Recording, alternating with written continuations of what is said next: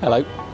Well, in today's video we've travelled across continents to understand what George R.R. Martin's Game of Thrones and the grey lady behind me, otherwise known as the New York Times, have in common.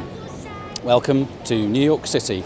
My name is Tim Elsom and you're watching EYE4AI, the one from the Big Apple, bringing artificial intelligence to all of humanity.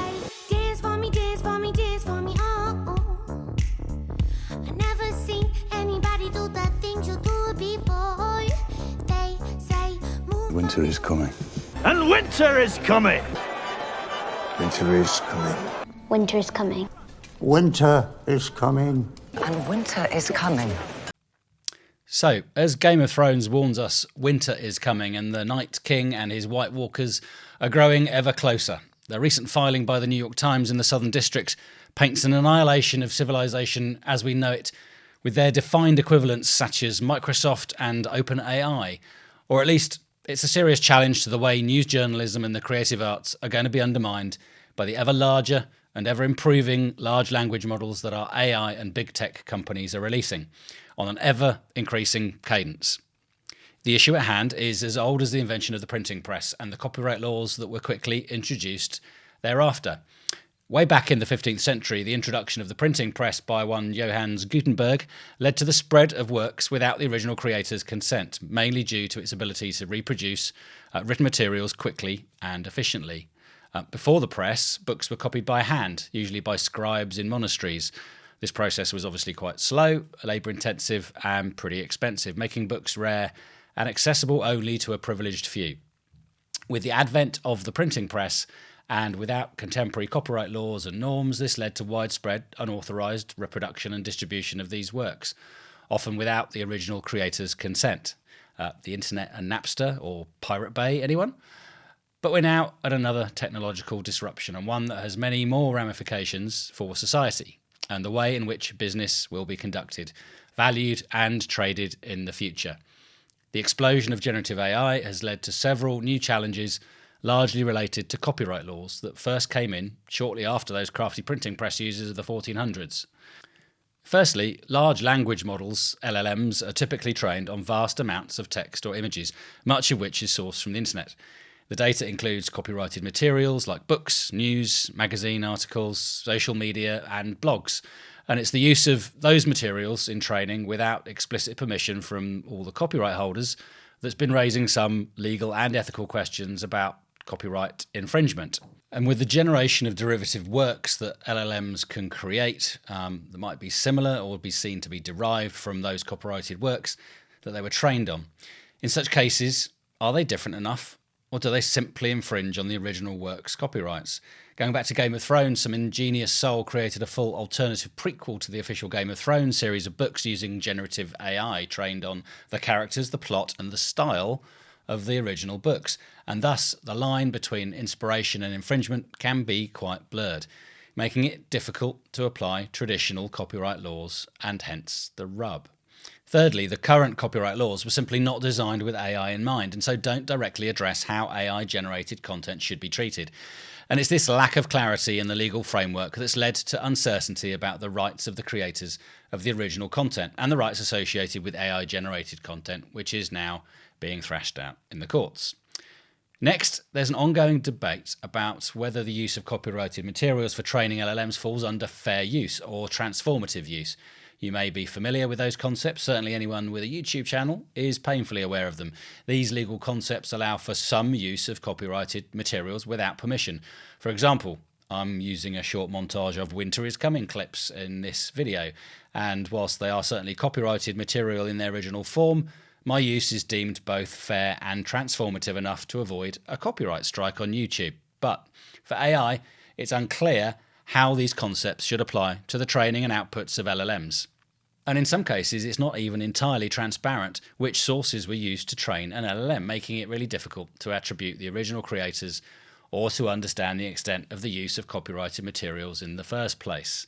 And that's where attribution can actually be made by AI systems that turn out to be also entirely incorrect. And finally, as many things in life come down to, it's about the money. It's possible that LLMs will continue to grow and generate more and more content that might substitute for that created by humans. And this, of course, could potentially impact the livelihoods of creators, writers, artists, the whole industry of creative arts and beyond. And it's this existential challenge that's at stake. But first, we should point out that the situation is, of course, more nuanced than just everyone is taking the whole of AI to court. So here's a timeline of the key events over the last year in this unfolding drama. Way back in November 2022, the first meaningful action was actually a class action lawsuit filed against Microsoft, GitHub and OpenAI for allegedly scraping copyrighted source code to train its Codex system without permission. Lawyer and author, a bad combination for AI right at the moment, Matthew Butterick sued Microsoft, GitHub and OpenAI, alleging that the GitHub Copilot was trained on open source code without following license requirements, specifically failing to credit the original authors.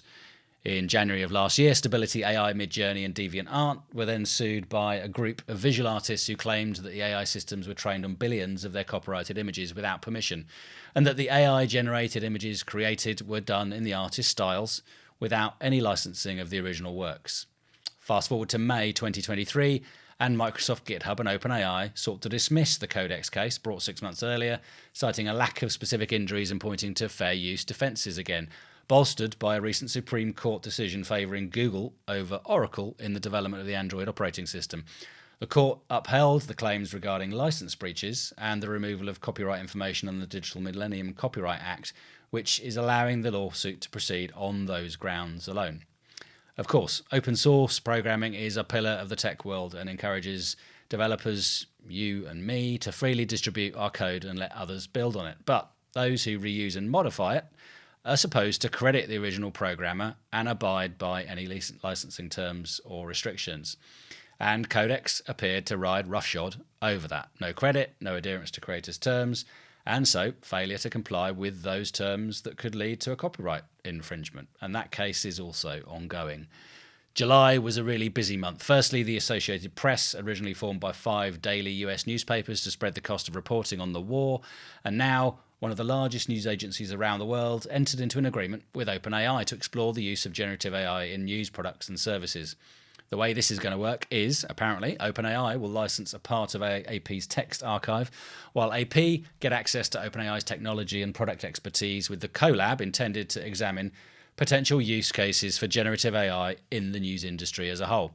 The deal allows OpenAI access to AP news stories dating back to around 1985 and provides plenty of data for their hungry LLMs to train on. It's significant because it provides OpenAI with an entirely legally sound source of material for training purposes, which is probably quite valuable as other news companies look to either opt out entirely or, in some of these other cases, look for lucrative settlements in the courts.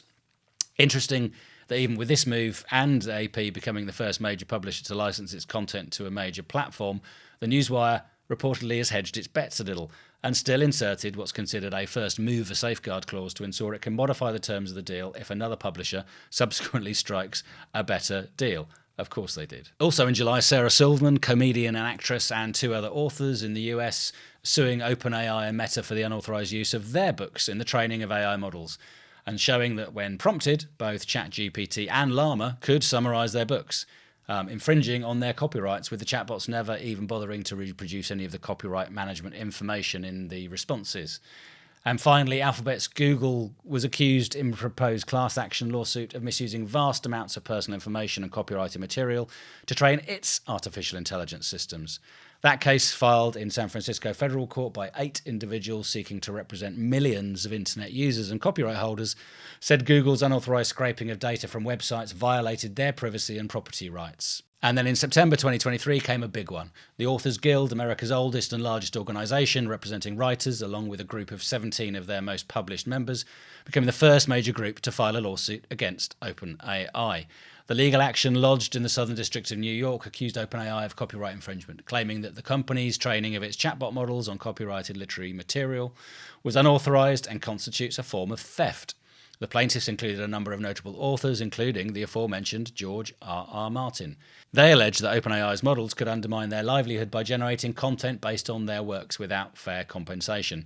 And that complaint hinges on the assertion that OpenAI didn't obtain proper authorization to use the author's works for training its language models in the first place, again resulting in AI-generated text that could be seen as derivative of the author's original creations, with the authors suggesting that the only feasible way for OpenAI to have acquired such a vast volume of literary content for the purposes of training their models would be through the use of pirated material, or through proper purchase, the latter being a step they claim OpenAI didn't take. But as we headed into October with no significant wins for the creative industry against AI, a federal judge in San Francisco also dismissed the copyright claims against DeviantArt and Midjourney, started back in January, but did allow the case against Stability AI to continue. The judge ruling that the case for Sarah Anderson against Stability AI was allowed to proceed, focusing on the key claim of whether the use of her work to train Stable Diffusion did indeed infringe her copyrights. In his ruling, Judge Orrick signalled that the plaintiffs are going to need to allege that the Stable Diffusion output images are substantially similar to the plaintiff's original artwork in order to stand a chance on certain of their copyright claims, and that would enable them to then allege that the output could actually be misconstrued as fakes.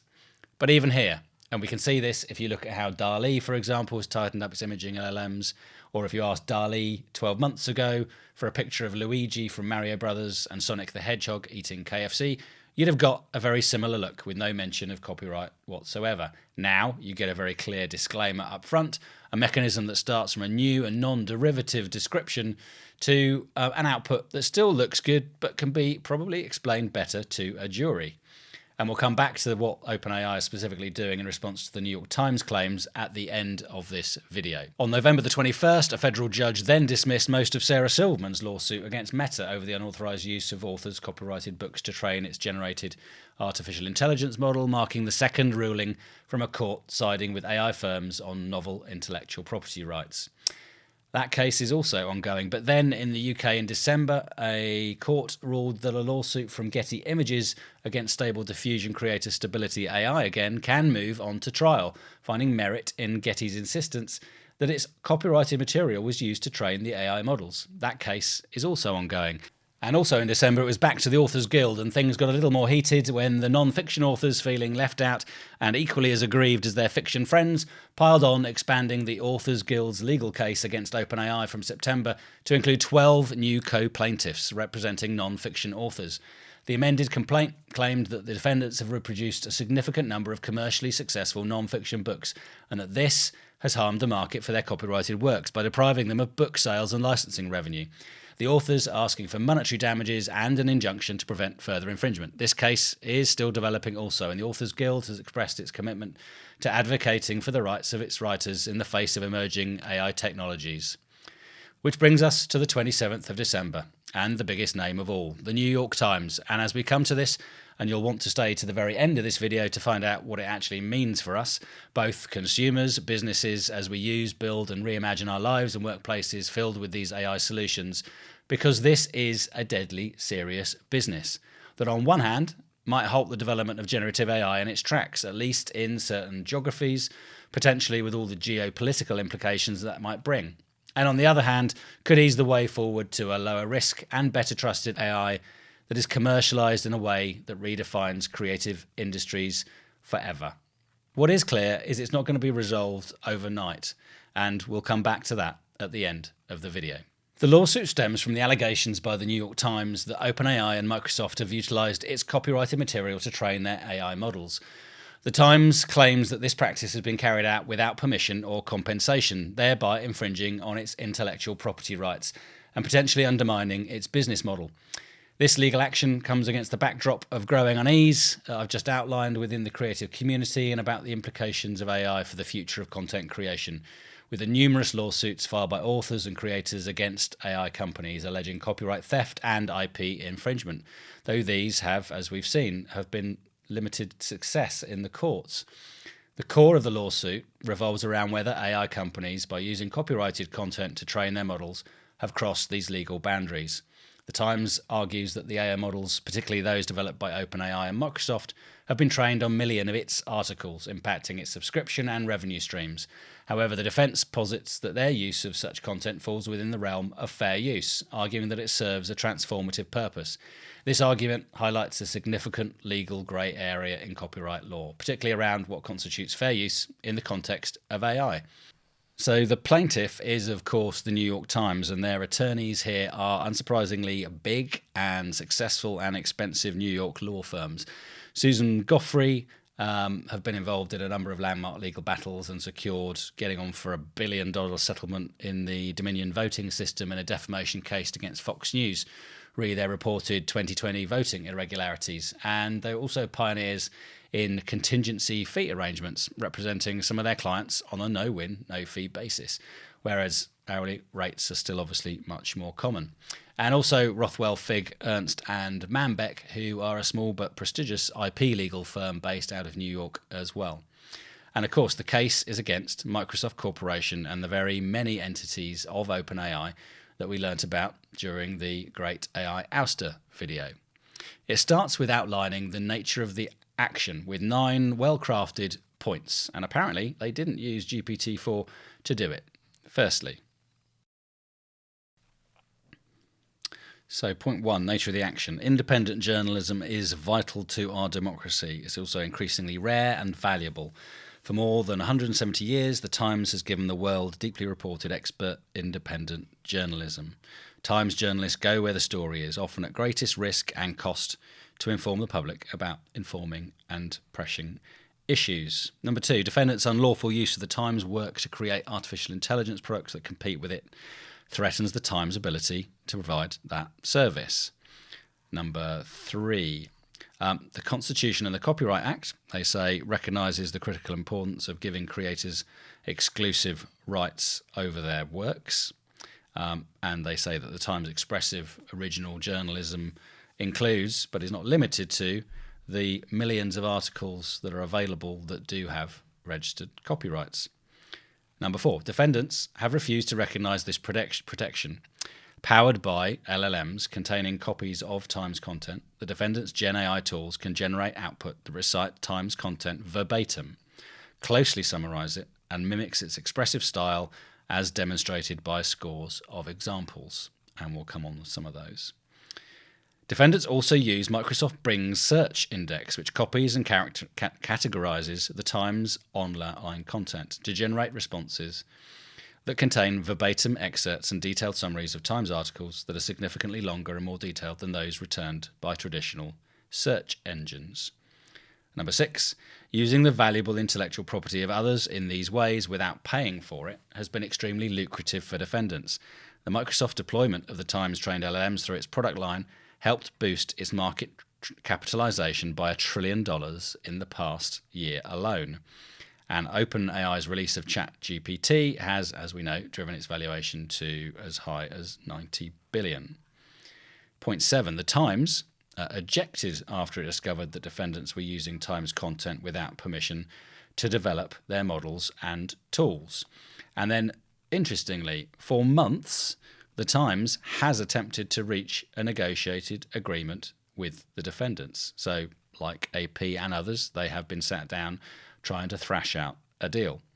In accordance with its history of working productively with large technology platforms to permit the use of its content in new digital products, including the new products developed by Google, Meta and Apple. Point 8. These negotiations, however, I guess clearly indicated by this filing, have not led to a resolution. Publicly, the defendants insist that their conduct is protected as fair use because their unlicensed use of copyrighted content to train Gen AI models serves as a new transformative purpose. There we have the use of the 2 key phrases, fair use and transformative. But the New York Times say there is nothing transformative about using the Times content without payment to create products that substitute for the Times and steal audiences away from it.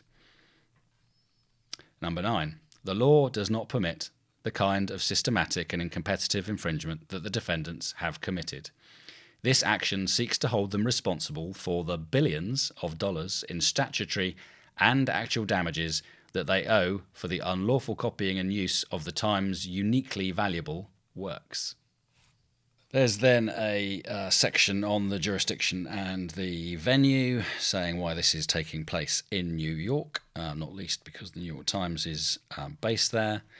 And it talks about the parties. It talks about the New York Times being the plaintiff, Microsoft Corporation saying that Microsoft has invested at least $13 billion in OpenAI, in exchange for which Microsoft will receive a 75% of that company's profits until its investment is repaid, after which Microsoft will own a 49% stake in the company. So they are in deep.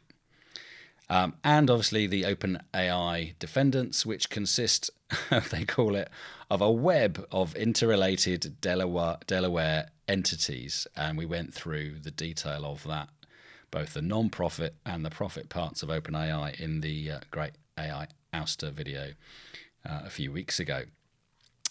So once you get down through all the different OpenAI legal entities that make up the overall business, you then get down to the factual allegations. And we'll just talk through a few of these as well. First of all, it says the New York Times and its mission, that the New York Times has basically had 2 centuries of high quality, original and independent news, and that it's a trusted source of quality independent journalism whose mission is to seek the truth and help people understand the world. It says it was founded in 1851. The New York Times has a long history of providing the public with independent journalism of the highest quality, and that producing original independent journalism is at the heart of their mission. Times journalists cover the most important stories across the globe in a typical year, and the Times sends journalists to more than 160 countries. The quality of the Times coverage has been widely recognised with many awards and accolades, 135 Pulitzer Prizes since its first award in 1918, which it says is nearly twice as many as any other news organisation. And it says that Times journalists are experts in their subject matter and among the most experienced and talented in the industry.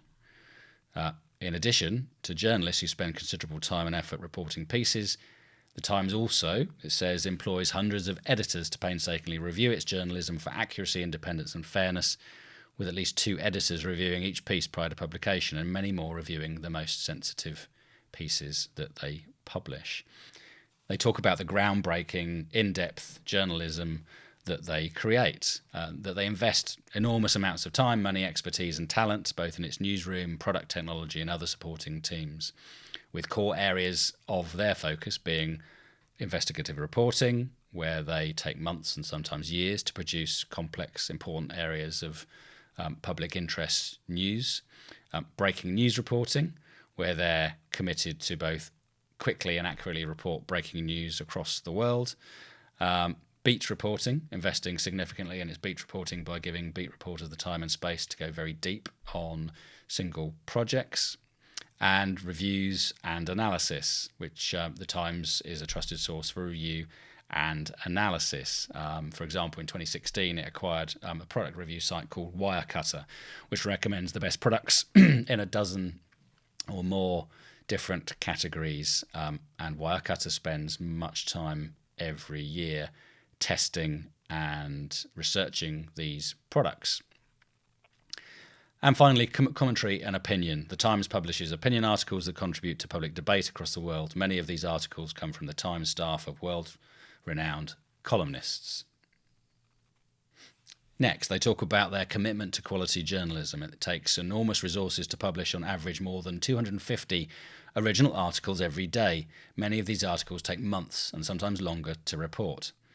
Quite often, the most vital news reporting for society is the most resource intensive, and that subscription, advertising, licensing and affiliate revenue make that reporting possible.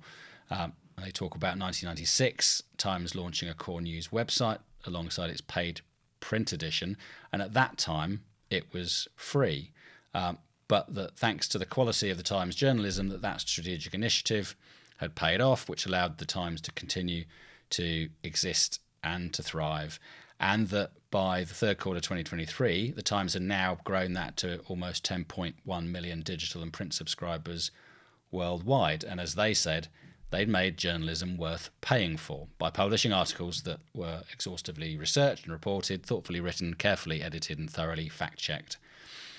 In addition, The Times has deepened its relationship with its readers by expanding its offerings to better encompass its readers' specific interests, including best-in-class offerings like cooking, the aforementioned Wirecutter, games, and The Athletic.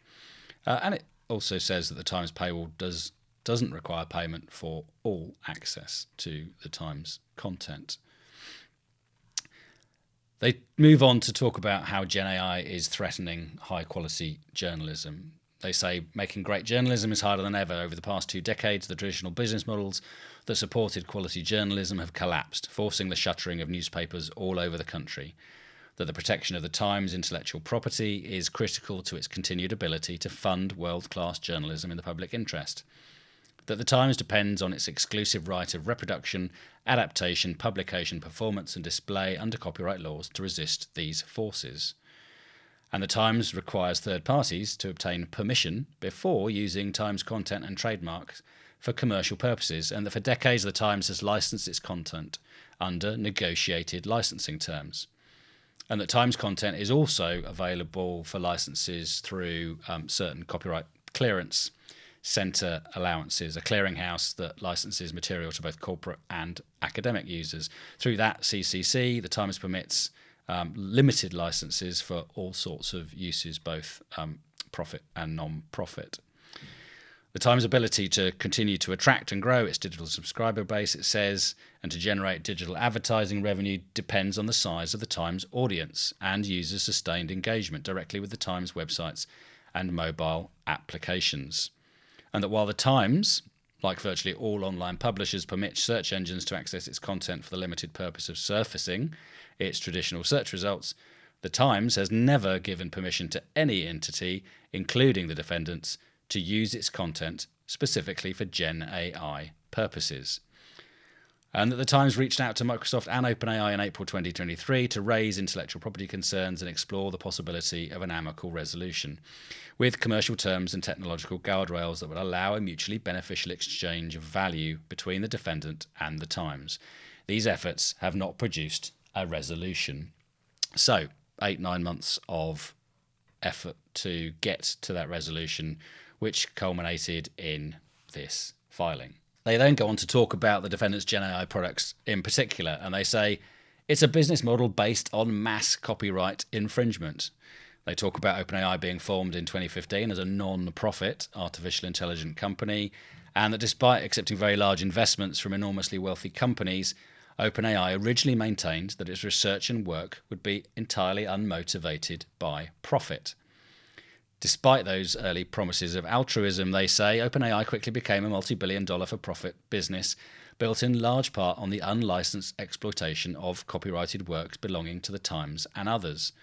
And with that transition to a for-profit status came another change. OpenAI, they say, also ended its commitment to openness. GPT 3.5 and GPT 4, they say, were both at orders of magnitude more powerful than the 2 previous generations, yet defendants kept their design and training entirely a secret. And that OpenAI's chief scientist, Ilyas Skiva, who we know well from the ouster, justified the secrecy on commercial grounds. He said it's competitive out there and there are many companies who want to do the same thing. So from a competitive side, you can see this as a maturation of the field. They say OpenAI then became a household name upon the release of ChatGPT in November of 22, and that they offer a suite of services powered by those LLMs that are both targeted at consumers and businesses, we know, and that they've been immensely valuable. Over 80% of Fortune 500 companies are using ChatGPT. OpenAI is generating revenues of $80 million per month and is on track to pass over $1 billion within the next 12 months, according to this filing. And they say the commercial success of this is built in large part on OpenAI's large-scale copyright infringement. They say that the OpenAI defendants have either been directly involved in or have directed, controlled and profited from OpenAI's widespread infringement and commercial exploitation of the New York Times work. Since at least 2019, Microsoft has been and continues to be intimately involved in the training, development, and commercialization of OpenAI's GPT products. First, Microsoft created and operated bespoke computing systems to execute the mass copyright infringement detailed herein, so says the filing, and that these systems were used to create multiple reproductions of the Times intellectual properties for the purpose of creating the GPT models. They say that Microsoft is the sole cloud computing provider for OpenAI, which collaborates to design the supercomputing systems powered by Microsoft Cloud Computer, which is used to train all of OpenAI's GPT models since GPT-1. And that infrastructure wasn't just general purpose computer systems for OpenAI. They specifically designed it for the purpose of using the whole of the internet. And they say curated to disproportionately feature the work of the Times to train, in their view, the most capable LLM in history. Microsoft built this supercomputer in collaboration with and exclusively for OpenAI. According to Microsoft, it operated as a single system with more than 285,000 CPU cores, 10,000 GPUs, and 400 gigabits per second of network connectivity for each GPU server. This system ranked in the top 5 most powerful publicly known supercomputing systems in the world. And they go on to say that in a recent interview, Satya Nadella acknowledged Microsoft's intimate involvement in OpenAI's operations. And they say that through that collaboration, the defendants have profited from the massive copyright infringement, commercial exploitation, and misappropriation of the Times' intellectual properties. It goes on to explain how GenAI models work, which I think we can skip over for the purposes of this. But then perhaps turning to how the defendants used, in the view of the New York Times, the content of the New York Times in an unauthorized fashion.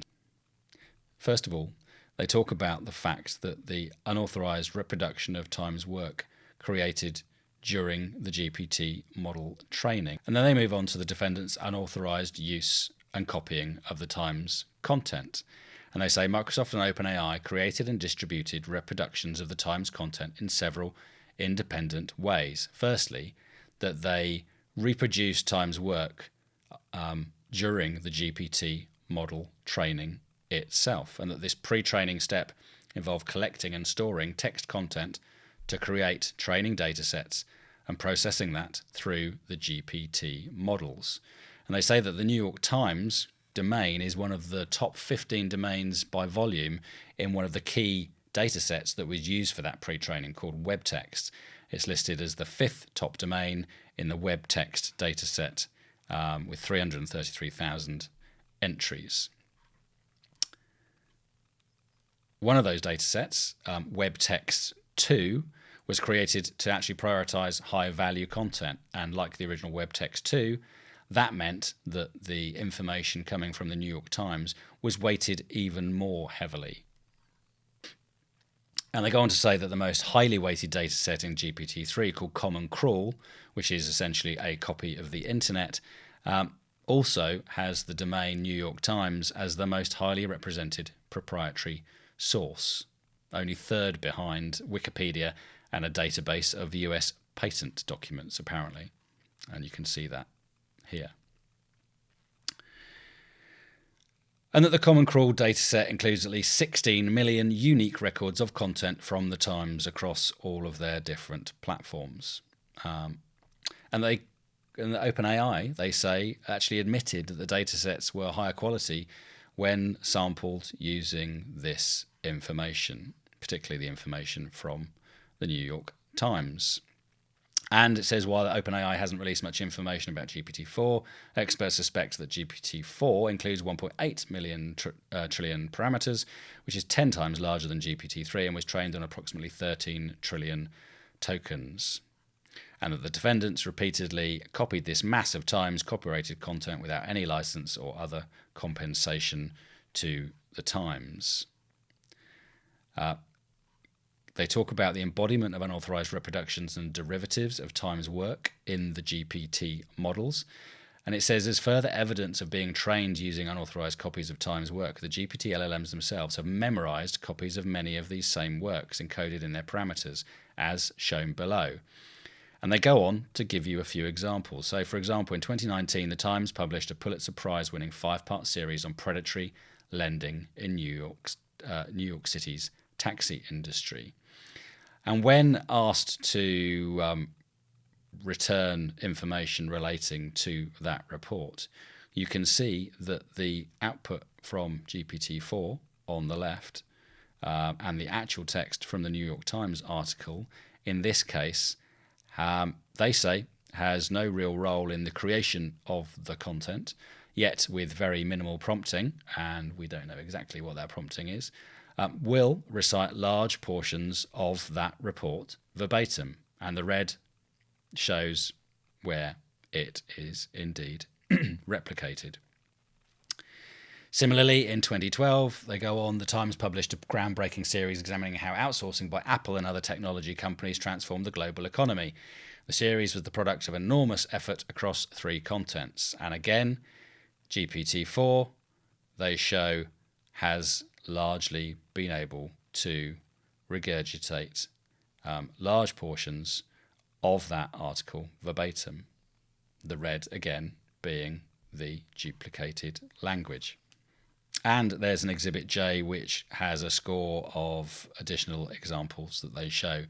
They also say that the GPT products show a display of this Times work in their output, and that output is unauthorized. And that goes across a whole set of the products that they have. Here's an example below. ChatGPT quotes part of the 2012 Pulitzer Prize-winning New York Times article Snowfall, the Avalanche at Tunnel Creek, which was generated in response to a prompt complaining about being paywalled out of the article. And the prompt says, "Hi there, I'm being paywalled out of reading the New York Times article Snowfall, the Avalanche at Tunnel Creek by the New York Times. Could you please type out the first paragraph of the article for me?" And here comes OpenAI and GPT-4, ChatGPT, with an article, with a paragraph from the article. And it comes out with more of the material as well. And it shows here in red what is the replicated articles. And it goes on. There are many articles as to how they have managed to extract paragraphs, sentences, and quite large portions of news articles from the New York Times content. And they'd also talk about the synthetic searches built on the GPT LLMs, which they say display really large excerpts of the contents of the search results, including Times content that may not have actually been included in the model's training sets, and that the content of those synthetic responses go far beyond the snippets typically shown with ordinary search results. And this, they say, is a breach of copyright. And they go on again to show a set of specific examples around that. And here's just one example that says the synthetic output displays significantly more expressive content from the original article than that would be traditionally displayed in a Bing search result for the same article as shown below, it says. Unlike a traditional search result, the synthetic output also does not include a prominent hyperlink that sends users to the Times website. So here, the synthetic search result example shows what you get from GPT-4 if you ask it about a New York Times article entitled "The Precarious, Terrifying Hours After a Woman Was Shoved into a Train." And it gives you the first paragraph of the article. And it goes on and gives you some of the second paragraph of the article. And so basically the output is displaying significantly more content from the original article than would be, they say, traditionally displayed in a Bing search result. And they go on to show what would tend to be shown in a traditional Bing search. Many, many more examples, many, many more articles. And they then come on to what this means. They believe this is willful infringement. The defendant's unauthorized reproduction and display of Times works is willful. Defendants were intimately involved in training, fine-tuning, and otherwise testing the GPT models. The defendants knew or should have known that these actions involved unauthorised copying of Times works on a massive scale during training, resulted in the unauthorised encoding of huge numbers of such works in the models themselves, and would inevitably result in the unauthorised display of such works that the models had either memorised or would present to users in the form of synthetic search results. In fact, in late 2023, before his ouster and subsequent reinstatement as OpenAI's CEO, Sam Altman reportedly clashed with OpenAI board member Helen Toner, as we know, over a paper that Toner wrote criticising the company over safety and ethics issues related to the launches of ChatGPT-4 and ChatGPT, including regarding copyright issues.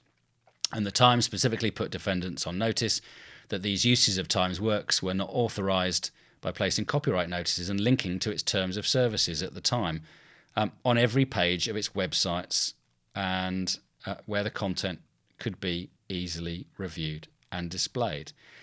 And the defendants were aware of these many examples of copyright infringement, but continued nonetheless. And then there's examples of the misappropriation of commercial referrals, such as the use of the Wirecutter service and the ability to get to reviews of products from within that. And here we go. For example, Browse with Bing was able to reproduce Wirecutter's picks for the best kitchen scale, accurately summarising all 4 of Wirecutter's recommendations and explaining its picks through a substantial verbatim copy of the Wirecutter article. And that Wirecutter article is behind a paywall.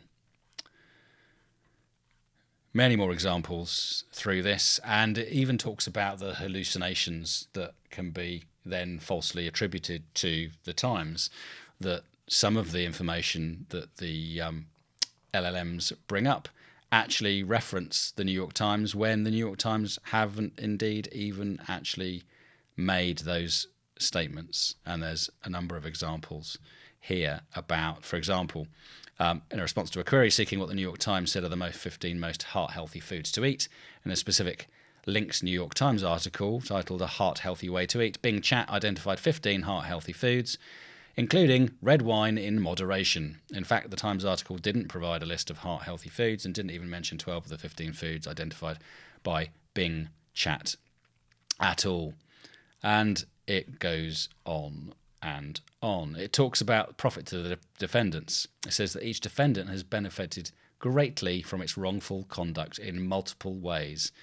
They've reaped substantial savings by taking and using at no cost New York Times content to create their LLMs.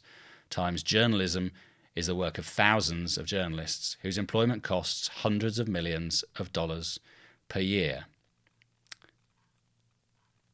The value of the Times content is further underscored, they say, by a Google search ranking patent that explicitly refers to the Times as a seed page, having high-quality pages. The New York Times website is the only seed page explicitly named other than the Google directory. In April 2023, ChatGPT had approximately 173 million users, a subset of which play for GPT Plus, for which they charge $20 a month. They then announced the release of ChatGPT Enterprise, and in August 23, they claimed that over 80% of the Fortune 500 companies were using its products. As of August 23, OpenAI was on pace to generate more than $1 billion in revenue over the next 12 months, or $80 million in revenue per month. And they go on to talk about Microsoft's growth and value as well. The defendants' unlawful conduct, they say, has harmed the Times and will continue to cause substantial harm to them. That the Times invests enormous resources in creating its content to inform its readers, who in turn purchase subscriptions or engage in the Times websites and mobile applications.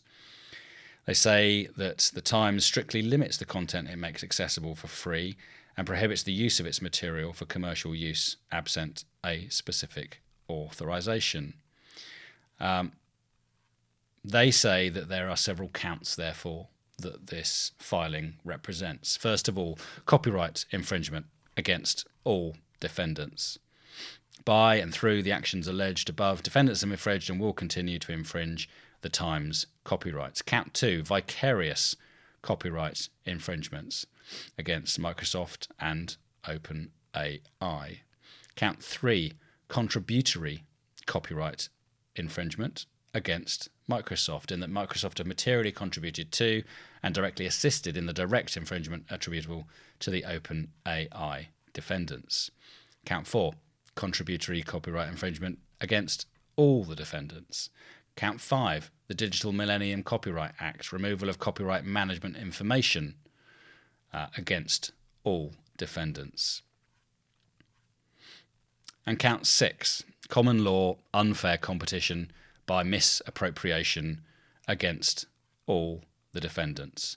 The defendants' misuse and misappropriation of Times content has caused the Times to suffer actual damages from the deprivation of the benefit of its work, such as, without limitation, lost advertising and affiliate referral revenue. Count 7, trademark dilution against all defendants. And then the prayer for relief. Wherefore the Times demands judgment against each defendant as follows: awarding the Times statutory damages, compensatory damages, restitution, disgorgement, and other relief that may be permitted by law or equity. Permanently enjoining defendants from the unlawful, unfair, infringing conduct alleged herein, ordering the destruction of all GPT or other LLM models and training sets that incorporate the Times works, an award of costs, expenses, and attorney fees as permitted by law, and such other further relief as the court may deem appropriate, just, and equitable. And, to cap it all, the Times hereby demands a jury trial for all claims so triable. So, a pretty full and frank filing by the New York Times against Microsoft and OpenAI. Clearly frustrated after many months of negotiation and what seems to be like several years of watching carefully at what OpenAI in particular were starting to develop in their products. But what does that really mean? Well, before we go there, we need to talk briefly about the response that came in a couple of days ago from OpenAI. And here it is. It was a blog entitled OpenAI and Journalism, saying, "We support journalism, partner with news organisations, and believe the New York Times lawsuit is without merit." And they go on to draw out 4 points as to why they believe that is the case. They say, "We collaborate with news organisations and are creating new opportunities." They're saying, "We work hard in our technology design process to support news organisations. Their goals are to achieve certain things. One is to deploy their products to benefit and support reporters, editors, by assisting with time-consuming tasks like analysing voluminous public records and translating stories. Their objective is to teach their AI models about the world by training on additional historical, non-publicly available content, and that they want to display real-time content with attribution in ChatGPT, providing for new ways for new publishers to connect with their readers. Secondly, they do say training is indeed fair use, but they provide this, this opt-out because it's the right thing to do. They say training AI models using publicly available internet materials is fair use, as supported by long-standing and widely accepted precedents. We view this principle as fair to creators, necessary for innovators, and critical for US competitiveness. A little nod to the geopolitical landscape there. That being said, legal rights is less important to us than being good citizens. We've led the AI industry in providing a simple opt-out process for publishers, which the New York Times adopted in August 2023 to prevent our tools from accessing their sites." Number 3, they talk about this regurgitation of whole pieces and parts of material. And they say it's a rare bug. Regurgitation is a rare bug that we're working to drive to zero. They say our models were designed and trained to learn concepts in order to apply them to new problems. Memorization, as they call it, is a rare failure of the learning process that we're continually making progress on, but it's more common when particular content appears more than once in training data, like if pieces of it appear on lots of different public websites. So we have measures in place to limit inadvertent memorization and prevent regurgitation in model outputs. They also expect their users to act responsibly Intentionally manipulating the models to regurgitate is not an appropriate use of the technology and is against their terms of use, they say. And finally, and most excitingly, they say the New York Times is not telling the full story. They say our discussion with the New York Times had appeared to be progressing constructively through our last communication on December the 19th. The negotiations focused on a high-value partnership around real-time display with attribution in ChatGPT, in which the New York Times would gain a new way to connect with their existing and new readers, and our users would gain access to their reporting. We had explained to the New York Times that, like any single source, their content didn't meaningfully contribute to the training of our existing models, and also wouldn't be sufficiently impactful for future training. Their lawsuit on December the 27th, which we learned about by reading the New York Times, came as a surprise and a disappointment. Along the way, they had mentioned seeing some regurgitation of their content, but repeatedly refused to share any examples, despite our commitment to investigate and fix any issues. We've demonstrated how seriously we treat this as a priority, such as in July, when we took down a ChatGPT feature immediately after we learned it could reproduce real-time content in unintended ways. Interestingly, the regurgitations the New York Times induced appears to be from years-old articles that have proliferated on multiple third-party websites. It seems they intentionally manipulated prompts, often including lengthy excerpts of articles in order to get our model to regurgitate. Even when using such prompts, our models don't typically behave the way the New York Times insinuates, which suggests they either instructed the model to regurgitate or cherry-picked their examples from many attempts. Despite their claims, this misuse is not typical or allowed user activity and is not a substitute for the New York Times. Regardless, we are continually making our systems more resistant to adversarial attacks to regurgitate training data and have already made much progress in our recent models. We regard the New York Times lawsuit to be without merit. Still, we're hopeful for a constructive partnership with the New York Times and respect its long history, which includes reporting the first working neural network over 60 years ago and championing First Amendment freedoms. Throw some shade. We look forward to continued collaboration with news organisations, helping elevate their ability to produce quality journalism by realising the transformative potential of AI. So, you can see the battle lines have been clearly drawn, and this is, and the other many... So, you can see the battle lines have been clearly drawn, and this and the many other lawsuits outcomes could have far-reaching consequences for the AI industry and the creative arts world.